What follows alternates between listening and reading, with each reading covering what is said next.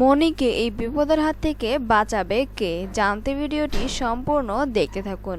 রুনাকে দেখা যাবে যে সেই আইনের ড্রেস পরেই চলে এসেছে। এর কারণ হচ্ছে সে আইন নিয়ে পড়াশোনা করেছে। পরবর্তীতে কিন্তু মনিকে বাঁচানোর জন্য তার শাশুড়ি মা নিজেই চলে আসবে। আগামীতে সেটা আপনারা দেখতে পারবেন এবং কিভাবে আসবে সেটাই আমি আপনাদেরকে জানিয়ে দিচ্ছি।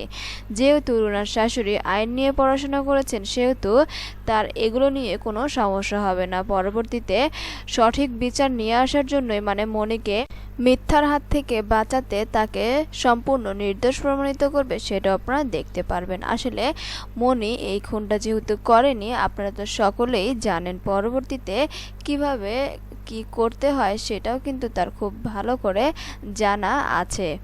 সে প্রথম থেকেই এরকম অনেক বিপদই পড়ে আসছে, কিন্তু এরকম বিপদে আগে কখনো পড়েনি যে নিজেকে জেলে যেতে হবে।